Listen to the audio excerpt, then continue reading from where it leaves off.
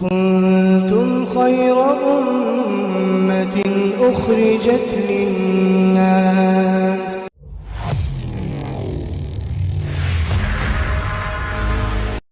یہ کافی نہیں. قرآن پاک میں جہاں بھی آیا ہے اقیم الصلاۃ آیا ہے، کہیں بھی نہیں آیا کہ نماز پڑھو. ہر جگہ قرآن پاک میں اللہ تعالیٰ نے حکم دیا کہ نماز قائم کرو، اور نماز کا قائم کرنا یہ ہے. علماء کرام مفسرین کرام فرماتے ہیں کہ نماز کا اہتمام کے ساتھ پڑھنا، نماز کا اہتمام کے ساتھ پڑھنا، وقت کی پابندی کے ساتھ پڑھنا، مرد کے لیے با جماعت نماز پڑھنا، تکبیر اولا کے ساتھ پڑھنا، اور عورت کے لیے بند کمرے میں نماز پڑھنا. اگر کمرے کے اندر بھی کمرہ ہے تو اس کمرے میں جب وہ عورت نماز پڑھے گی تو وہ زیادہ افضل ہے بالمقابل پہلے کمرے میں، یعنی کمرے کے اندر بھی کمرہ اگر ہے تو وہاں جا کے پڑھے، وہ زیادہ افضل ہے. اور مرد کے لیے مسجد میں آ کے تکبیر اولا کے ساتھ پڑھے، وہ اصل ہے. نماز کو سیکھ سیکھ کے پڑھنا. علماء کرام فرماتے ہیں نماز کو جس نے سیکھ کے نہیں پڑھا تو اس کی نماز کیسی ہے؟ ایک چھوٹا سے چھوٹا عمل، چھوٹے سے چھوٹا کام دنیا کا بغیر سیکھے نہیں کر سکتے. لیکن نماز جیسی بچپن میں پڑھ رہے تھے آج بھی ویسی پڑھ رہے ہیں.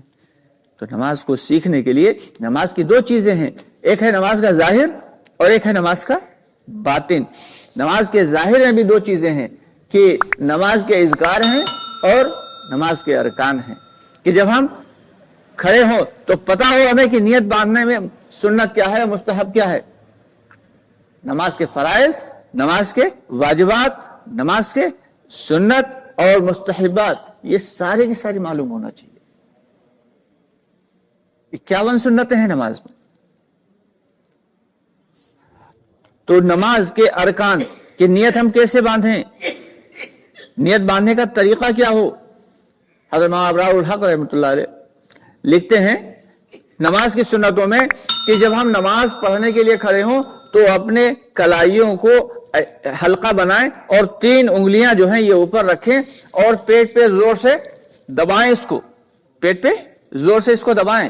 اس کے فضائل میں لکھتے ہیں نیچے کہ اس کے فضائل میں یہ ہے کہ جو شخص اعصابی بیمار ہوتا ہے، یعنی آج کل جو ٹینشن چل رہی ہے، جو ہر آدمی ٹینشن میں مبتلا ہے، جو بیماری چل رہی ہے جنرلی، وہ دور ہو جاتی. تو اب اندازہ لگائیں کہ ایک ایک سنت میں فائدہ کتنا ہے، اور ہم سنت کے خلاف نماز پڑھ رہے ہیں. یہ سارے ارکان معلوم ہو، ہمارا رکوع کیسا ہو، یہ رکوع میں جو ہے بالکل ایسے سر اٹھا ہوا نہ ہو، بلکہ ہمارا سر، پیٹھ اور کمر یہ بالکل برابر ہونا چاہیے. سجدہ کیسا ہو کہ ہمارا جو ہے بغل جو ہے وہ کھلی ہوئی ہو اور ہتھیلیاں لگی ہوئی ہوں، انگلیاں ملی ہوئی ہوں، اور ساتھ ہی ساتھ جو رانے ہیں یہ پڈلیوں سے الگ ہوں، دونوں پیر زمین پہ لگے ہوئے ہوں، دونوں گھٹنے لگے ہوئے ہوں، دونوں ہاتھ ہوں. کئی لوگوں کو دیکھا کہ سجدہ کر رہے ہیں، ایک لمحے کے لیے بھی ان کی ناک زمین پہ نہیں لگی. اب وہ سجدہ کیسا ہے؟ اپنی آنکھوں سے دیکھا میں، سجدہ کر رہے ہیں، نماز پڑھ رہے ہیں، ناک زمین پہ نہیں لگ رہی. کافی لوگوں کو دیکھا کہ سجدہ کر رہے ہیں، ایک پیر ہوا میں اٹھا ہوا، کسی کے دونوں پیر ہوا میں اٹھے ہوئے. یہ کیسا سجدہ ہے، یہ کیسی نماز ہے؟ جبکہ نماز میں 3 سب سے اہم چیزیں ہیں کہ وضو سب سے اچھا ہو، وضو، دوسرا رکوع، تیسرا سجدہ. نماز کی سب سے اہم 3 چیزیں. افسوس کی بات آج ہماری نماز ہمیں فائدہ کیوں نہیں پہنچا رہی؟ کبھی ہم نے دوستوں غور کیا؟